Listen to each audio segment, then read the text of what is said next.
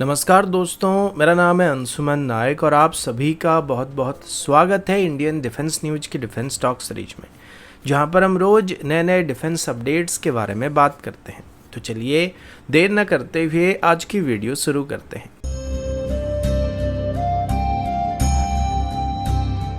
आज की पहली अपडेट भारत और रशिया की तरफ से। दोस्तों, Su-57E फाइटर जेट को लेकर भारत और रशिया के बीच चल रही बातचीत अभी काफी तेज हो चुका है। अभी जो प्लान बनाया गया है उसमें भारत पहले रशिया से 36 से 72 तक फाइटर जेट को डायरेक्टली खरीदने की कोशिश कर सकता है और उसके बाद हिंदुस्तान एरोनॉटिक्स लिमिटेड यानी HAL की नासिक फैसिलिटी में इन जेट की लोकल प्रोडक्शन लाइन को सेटअप किया जा सकता है, जहां पर आगे चल के कुल मिलाकर 114 जेट को मैन्युफैक्चर करने की कोशिश किया जाएगा। लेकिन अभी भारत की तरफ से Su-57 के एवियोनिक्स में कुछ बदलाव करने का डिमांड किया जा रहा है। अब इस डील में रशिया की तरफ से भारत को फुल टेक्नोलॉजी ट्रांसफर और सोर्स कोड एक्सेस को ऑफर किया जा रहा है, लेकिन भारत की तरफ से अभी Su-57 में सुपर सुखोई में इस्तेमाल होने वाली एवियोनिक्स को इंटीग्रेट करने का प्रपोजल दिया जा रहा है, जिसमें इंडियन ओरिजिन मिशन कंप्यूटर भी शामिल होने वाले हैं। ऐसा करने से फ्यूचर में Su-57 और सुपर सुखोई के बीच कोऑर्डिनेशन को मेंटेन करने में भारत को काफ़ी आसानी होने वाली है। इसके अलावा अभी इंडियन एयरफोर्स की तरफ से Su-57 में इंडियन ओरिजिन विरूपक्ष रडार को भी इंटीग्रेट करने का प्रपोजल दिया जा रहा है, जो कि अभी सुपर सुखोई में इस्तेमाल होने वाला है। लेकिन फिर भी अभी रशिया Su-57 में कोई दूसरे ओरिजिन के सिस्टम को इंटीग्रेट करना नहीं चाहता, जिस वजह से इस डिस्कशन में कुछ बाधा आने की उम्मीद किया जा रहा है। भारत का कहना है कि विरूपक्ष रडार लगभग 400 किलोमीटर की दूरी तक दुश्मन को ट्रैक करने की कैपेबिलिटी देने वाला है, जो कि Su-57E की बेसलाइन रडार से बेहतर परफॉर्मेंस को डिलीवर कर सकता है। लेकिन रशिया इस बात से सहमत नहीं है, क्योंकि ऐसा करने से Su-57 का प्रोडक्शन लाइन डिले होने वाला है, क्योंकि नए सिस्टम के साथ Su-57 को टेस्ट करने में कुछ समय लग सकता है, जिसमें मिनिमम 2 साल लगने की उम्मीद किया जा सकता है, जो कि भारत की अर्जेंट रिक्वायरमेंट के लिए सही नहीं होने वाला है। और दूसरी बात यह कि ऐसा करने से रशिया के हाथ से कंट्रोल भी कम होने वाला है, जो कि शायद रशिया नहीं चाहता है। पहले ही वो टेक्नोलॉजी ट्रांसफर और सोर्स कोड एक्सेस को भारत को दे रहे हैं, जिसमें भारत अपने हिसाब से Su-57 में कोई भी वेपन को इंटीग्रेट कर सकता है, चाहे वो इंडियन ऑरिजिन सिस्टम हो या रशियन ऑरिजिन सिस्टम हो।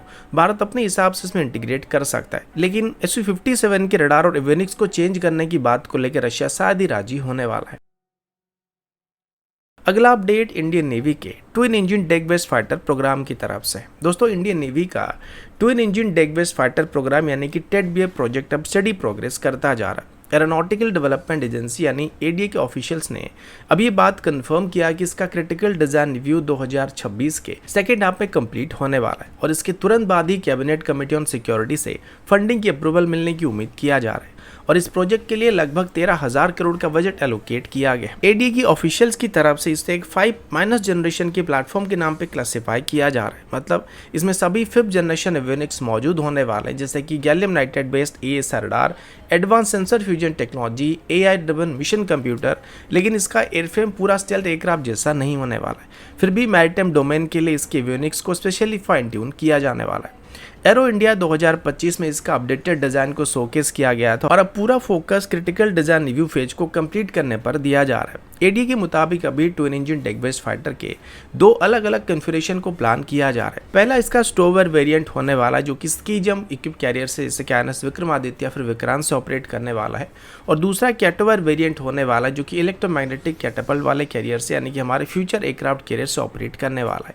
नेवी का इनिशियल प्लान है कि पहले बैच में इससे 80 एयरक्राफ्ट को खरीदा जाएगा और अगर फ्यूचर में और कैरियर को अप्रूव किया जाता है, जो कि 2035 तक 2 और कैरियर हो सकते हैं, तो टोटल ऑर्डर यहाँ पे 150 को भी पार कर सकता है। ये जेट्स आगे चल के हमारे कैरियर विंग्स की बैकबोन बनने वाले और एंटी-शिप वॉरफेयर, एयर सिक्योरिटी और ISR मिशन सभी को कवर करने वाले।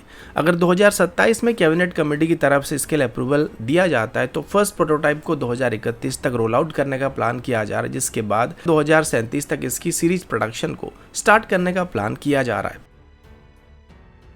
अगला अपडेट DRDO के जोरावर लाइट टैंक प्रोग्राम की तरफ से। दोस्तों, DRDO की तरफ से अभी ये बात कंफर्म किया गया कि जोरावर लाइट टैंक के लिए एक इंडिजिनस टर्रेट सिस्टम को डेवलप किया जा रहा है, जो कि अगले 2 साल के अंदर तैयार होने वाला है। इस प्रोजेक्ट में DRDO के CVRD और L&T साथ मिलकर काम कर रहे हैं, जिसका मेन मकसद वर्तमान की जोरावर टैंक में इस्तेमाल होने वाले बेल्जियम जॉन कॉकरेल डिफेंस की टर्रेट को रिप्लेस करने का होने वाला है। नया टरेट एडवांस लिथेलिटी के साथ डिजाइन किया जाने वाला है, जिसमें gun launch anti tank guided missile को फायर करने की क्षमता होने वाला है और इसकी मेन गन से ही मल्टीपर्पज स्मार्ट मुनिशन को भी फायर किया सकेगा। सबसे खास बात यह कि टरेट ग्राउंड और एरियल दोनों टाइप के टारगेट को एंगेज करने में कैपेबल होने वाला है, यानी कि ग्राउंड टारगेट के साथ साथ ये एरियल टारगेट को हिट करने में सक्षम होने वाला है। अभी स्पेकुलेशन ये भी है कि डीआरडीओ का नया टरेट प्रोजेक्ट कल्याणी ग्रुप की 105 mm इंडिजिनस टरेट डिजाइन के साथ ओवरलैप कर रहा है और कल्याणी ग्रुप की तरफ से 2025 में एक ऑटोमेटेड टरेट को शोकेस किया गया था, जिसमें ग्लास कॉकपिट और ऑटोलोडर सिस्टम मौजूद था। लेकिन ऑफिशियल चैनल पर अभी भी सिर्फ एलएनटी और सीवीआरडी के कोलैबोरेशन पर डिस्कशन किया जा रहा है। तो अगर कल्याणी ग्रुप की तरफ से एक अलग से टरेट को डिजाइन किया जा रहा है तो फ्यूचर में जोरावर टैंक के लिए हमारे पास एक नहीं बल्कि दो इंडिजिनस ऑप्शन मौजूद होने की उम्मीद किया जा रहा है। अगला अपडेट इंडियन एयरफोर्स की तरफ से है। मीडिया रिपोर्ट्स के मुताबिक इंडियन एयरफोर्स की तरफ से भी रशिया के advance S-500 Prometheus air defence system को एक्वायर करने की पॉसिबिलिटी को एक्सप्लोर किया जा रहा है। ये स्टेप S-400 ट्रियम्फ के सक्सेसफुल डिप्लॉयमेंट के बाद उठाया जा रहा है, जो रिसेंट कॉन्फ्लिक्ट में भारत के लिए गेम चेंजर साबित हुआ है। 2018 में जब भारत की तरफ से $5.43 बिलियन की S-400 डील को साइन किया गया था, तब उस कॉन्ट्रैक्ट के अंदर एक और फॉलो ऑन क्लॉज को भी रखा गया था। इस क्लॉज के हिसाब से भारत 5 एडिशनल सिस्टम को फ्यूचर में एक्वायर कर सकता है, लेकिन इसका यूनिट कॉस्ट 2018 के प्राइस स्ट्रक्चर के हिसाब से ही रहने वाला है और दूसरे ऑर्डर में सिर्फ डॉलर एस्केलेशन और इन्फ्लेशन को ही एडजस्ट किया जाएगा। रिसेंट ऑपरेशन सिंदूर के बाद भारत के लिए advance surface to air missile system की जरूरत और भी ज्यादा अर्जेंट हो चुकी है। सोर्सेज के हिसाब से S-400 सिस्टम ने इस ऑपरेशन के टाइम पर पाकिस्तानी एयरफोर्स के 5 फाइटर जेट को मिड एयर में डिस्ट्रॉय कर दिया था और एक पाकिस्तानी एवक्स को भी लगभग 300 किलोमीटर की दूरी से शूट डाउन किया गया था, जिसे अभी दुनिया का सबसे लंबा सरफेस टू एयर किल माना जा रहा है। भारत की तरफ से S-400 सिस्टम की 40 N6 मिसाइल के साथ साथ अभी एडिशनल 3 रेजिमेंट को भी खरीदने का प्लान बनाया जा रहा है। हालांकि 2018 के क्लॉज के मुताबिक भारत ऐसे 5 S-400 सिस्टम को खरीद सकता था, लेकिन अभी 3 S-400 सिस्टम के साथ साथ 2 S-500 सिस्टम को एक्वायर करने का विचार किया जा रहा है। S-500 सिस्टम काफ़ी एक्सपेंसिव सिस्टम है और रशिया अभी अपने खुद के रिक्वायरमेंट पर फोकस कर रहा है, लेकिन अगर भारत के साथ को प्रोडक्शन या टेक्नोलॉजी ट्रांसफर के अंदर इसे भारत में बनाना पॉसिबल होता है तो सैंक्शन को बाईपास करके रशिया इसे दूसरे देश को एक्सपोर्ट करने की कोशिश कर सकता है और एक मेजर कारण है जिस वजह से रशिया अभी अपनी सिस्टम्स को भारत के साथ को डेवलप करने का प्रपोजल दे रहा है। स्ट्रेटेजिक लेवल पर यह भारत को स्टेल्थ एयरक्राफ्ट, हाइपरसोनिक मिसाइल और इवन इंटरकॉन्टिनेंटल बैलिस्टिक मिसाइल के अगेंस्ट में एक स्ट्रॉन्ग शील्ड को प्रोवाइड कर सकता है। लेकिन इसकी जो सबसे बड़ी खासियत होने वाली है वो ये है कि ये दुश्मन की सैटेलाइट को भी डिस्ट्रॉय करने में सक्षम होने वाला है। ऑपरेशन सिंदूर के टाइम पर चाइनीज सैटेलाइट भारत की S-400 सिस्टम की लोकेशन को ट्रैक करने की कोशिश कर रहे थे, जिस वजह से हमें बार बार स्पूफिंग करने के साथ साथ हमारे S-400 यूनिट की पोजीशन को लगातार रोटेट करने की जरूरत पड़ रही थी। लेकिन S-500 सिस्टम होने से हम डायरेक्टली उन सैटेलाइट को टारगेट कर सकते हैं जो हमारी सिक्योरिटी के लिए थ्रेट बन सकते हैं। अगला अपडेट महिंद्रा डिफेंस की तरफ से है। महिंद्रा की तरफ से अभी अपना नया क्विक रिएक्शन कॉम्बैट व्हीकल यानी कि QRFB को पुणे में चले एक डिफेंस एग्जीबिशन के दौरान शोकेस किया गया है।